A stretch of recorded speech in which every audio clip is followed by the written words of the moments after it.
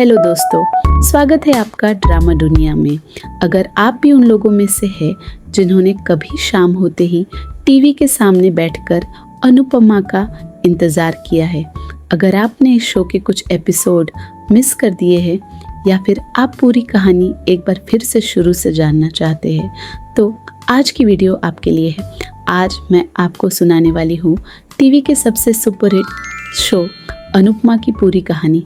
एक ऐसी औरत की कहानी जिसने अपनी पूरी ज़िंदगी दूसरों के लिए जी, लेकिन जब उसे सबसे बड़ा धोखा मिला तो उसी दर्द को अपनी सबसे बड़ी ताकत बना लिया। इस कहानी में प्यार है, धोखा है, बदला है, परिवार का ड्रामा है, दूसरी शादी है और ऐसे ऐसे ट्विस्ट है जो किसी फिल्म से कम नहीं है। इसलिए वीडियो को आखिर तक ज़रूर देखिए, क्योंकि हर अगले मोड पर कहानी पहले से भी ज़्यादा दिलचस्प होती जाती है। तो चलिए शुरू करते हैं। सबसे पहले मिलते हैं इस कहानी की जान अनुपमा शाह से।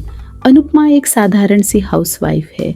वह हर दिन सुबह सबसे पहले उठती है, पूरे परिवार के लिए नाश्ता बनाती है, घर की सफाई करती है, बच्चों का ध्यान रखती है, सास ससुर की सेवा करती है और रात तक बिना रुके काम करती रहती है। उसके लिए उसका परिवार ही उसकी पूरी दुनिया है। वह कभी अपने बारे में नहीं सोचती। उसकी खुशी सिर्फ अपने परिवार को खुश दिखने में होती है। लेकिन दुख की बात यह है कि जिस परिवार के लिए वह अपनी पूरी जिंदगी लगा देती है, वही परिवार उसकी कोई कद्र नहीं करता। अब मिलिए उसके पति वनराज शाह से। वनराज एक बड़ी कंपनी में नौकरी करता है। बाहर की दुनिया में वह बहुत सफल इंसान है, लेकिन घर के अंदर उसका व्यवहार बिल्कुल अलग है। वह हमेशा अनुपमा की कम अंग्रेजी, उसकी पढ़ाई और उसके साधारण जीवन का मजाक उड़ाता रहता है। उसे लगता है कि उसकी पत्नी उसके लायक नहीं है। अब बात करते हैं शाह परिवार की। घर में सबसे बड़ी है बा। उन्हें अपने परिवार से बहुत प्यार है, लेकिन वह अक्सर हर छोटी बड़ी बात के लिए अनुपमा को ही दोष देती है। अगर घर में कुछ भी गलत हो जाए तो सबसे पहले उंगली अनुपमा पर ही उठती है। दूसरी तरफ है बापूजी। अगर इस घर में कोई सच में अनुपमा को समझता है तो वह सिर्फ बापूजी है। उन्होंने हमेशा अनुपमा को अपनी बेटी की तरह प्यार दिया। जब पूरा परिवार उसके खिलाफ खड़ा होता है, तब बापूजी हमेशा उसके साथ खड़े दिखाई देते हैं।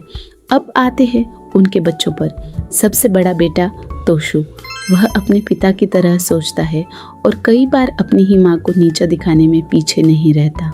फिर है पाखी। वह अपनी माँ के सीधे साधे स्वभाव से शर्म महसूस करती है। उसे लगता है कि उसकी माँ बहुत पुराने विचारों की है। लेकिन इस परिवार में एक ऐसा भी बेटा है जो अपनी माँ की सबसे बड़ी ताकत है और उसका नाम है समर। समर अपनी माँ से बहुत प्यार करता है। जब पूरी दुनिया अनुपमा को गलत समझती है, तब वही अपनी माँ के लिए खड़ा रहता है। माँ बेटे का रिश्ता इस शो की सबसे खूबसूरत बातों में से एक है। अब तक सब कुछ एक सामान्य परिवार जैसा लगता है, लेकिन इस कहानी का सबसे बड़ा तूफान अब भी आना बाकी है। अब एंट्री होती है काव्या गांधी की। काव्या वनराज के ऑफिस में काम करती है। वह आधुनिक सोच वाली, आत्मनिर्भर और बहुत आत्मविश्वासी लड़की है। शुरुआत में सभी लोग उसे वनराज की अच्छी दोस्त समझते हैं। यहाँ तक कि अनुपमा भी काव्या को अपने घर बुलाती है, उसके साथ समय बिताती है और उसे अपने परिवार का हिस्सा मानने लगती है। लेकिन सच्चाई कुछ और ही होती है। धीरे धीरे वनराज और काव्या एक दूसरे के करीब आने लगते हैं। दोस्ती कब प्यार में बदल जाती है, उन्हें खुद भी पता नहीं चलता। दोनों चोरी छिपे मिलने लगते हैं। ऑफिस के बहाने बाहर जाना, झूठ बोलना और अनुपमा से हर बात छुपाना, यह सब उनकी रोज़मर्रा की ज़िंदगी का हिस्सा बन जाता है। सबसे दुखद बात यह थी कि अनुपमा अपने पति पर आंख बंद करके भरोसा करती थी। उसे कभी यह एहसास भी नहीं हुआ कि जिस इंसान को वह भगवान मानती है, वही उसकी पीठ पीछे उसका विश्वास तोड़ रहा है। कई बार ऐसे मौके आते हैं जब दर्शकों को लगता है कि अब शायद अनुपमा को सच्चाई पता चल जाएगी, लेकिन हर बार कोई न कोई बात छिप जाती है। और फिर आता है वह दिन जिसने इस पूरे शो की दिशा बदल दी। वनराज और अनुपमा की शादी की 25वीं सालगिरह। पूरा शाह परिवार खुशियां मना रहा होता है। घर को सजाया जाता है, पूजा होती है, रिश्तेदार आते हैं, सब लोग दोनों की दोबारा शादी कराने की तैयारी करते हैं। अनुपमा बहुत खुश होती है। उसे लगता है कि शायद अब उसकी शादी में फिर से प्यार लौट आएगा। लेकिन उसी दिन उसकी जिंदगी हमेशा के लिए बदलने वाली होती है।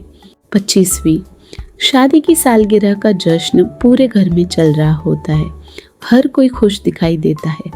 अनुपमा भी अपने रिश्ते को एक नई शुरुआत देने का सपना देख रही होती है, लेकिन उसे ज़रा भी अंदाज़ा नहीं होता कि कुछ ही मिनटों में उसकी पूरी दुनिया बिखरने वाली है। किसी काम से वह अपने कमरे की तरफ जाती है। दरवाज़ा खुलता है और सामने जो नज़ारा होता है उसे देखकर उसके पैरों तले ज़मीन खिसक जाती है। वनराज और काव्या एक दूसरे की बाहों में होते हैं।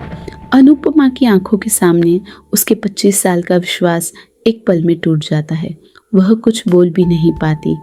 उसका शरीर कांपने लगता है, आंखों से आंसू बहने लगते हैं और वह बेहोश होकर वहीं गिर जाती है। जब पूरे परिवार को इस सच्चाई का पता चलता है तो शाह हाउस में मानो भूचाल आ जाता है। बा को अपने बेटे की गलती पर भी यकीन नहीं होता।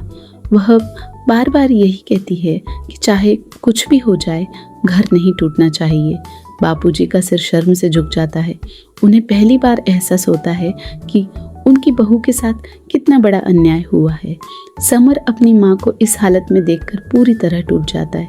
उसे अपने पिता पर गुस्सा आता है और वह खुलकर उनके खिलाफ खड़ा हो जाता है। लेकिन सबसे हैरानी की बात यह होती है कि वनराज को अपने किए पर उतना पछतावा नहीं होता। उसे लगता है कि उसने जो किया वह हालात की वजह से हुआ। जब अनुपमा को होश आता है तो हर किसी को लगता है कि वह पहले की तरह रोएगी, माफ़ कर देगी और सब कुछ भूल जाएगी। लेकिन इस बार कुछ अलग होता है। पहली बार अनुपमा अपनी आंखों में आंसू लेकर भी मजबूत दिखाई देती है। वह वनराज से सिर्फ एक सवाल पूछती है, अगर मेरी जगह तुम होते और मैंने तुम्हें धोखा दिया होता तो क्या तुम मुझे माफ़ कर देते? वनराज के पास इस सवाल का कोई जवाब नहीं होता। यहीं से अनुपमा की नई जिंदगी शुरू होती है। वह फैसला करती है कि अब वह सिर्फ दूसरों के लिए नहीं बल्कि अपने लिए भी जिएगी। धीरे धीरे वह घर से बाहर निकलना शुरू करती है। उसे बचपन से डांस का बहुत शौक था। समर उसकी हिम्मत बढ़ाता है और उसे डांस क्लास ज्वाइन करने के लिए प्रेरित करता है। कुछ समय बाद अनुपमा एक स्कूल में डांस टीचर बन जाती है। पहली बार उसके हाथ में उसकी अपनी कमाई आती है।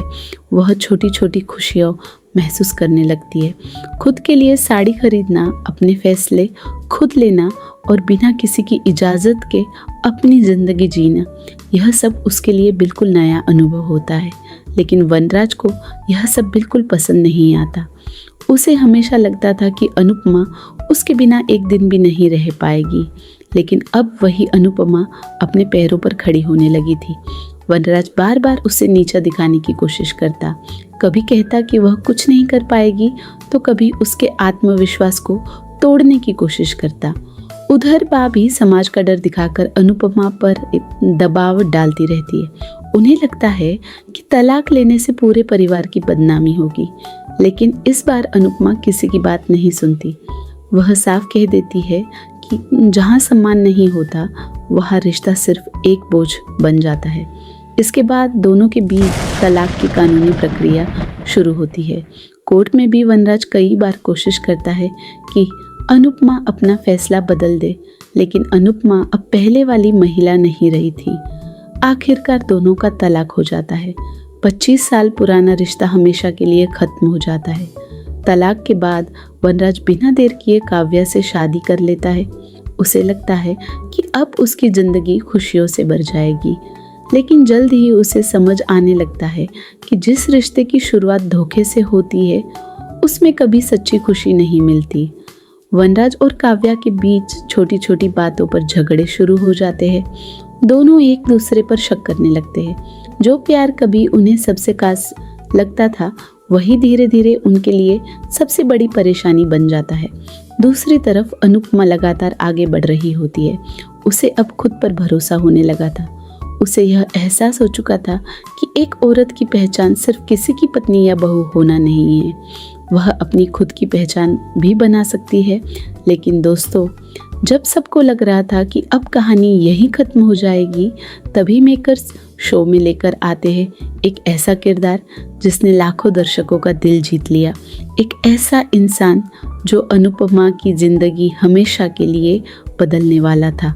उसका नाम था अनुज कपाड़िया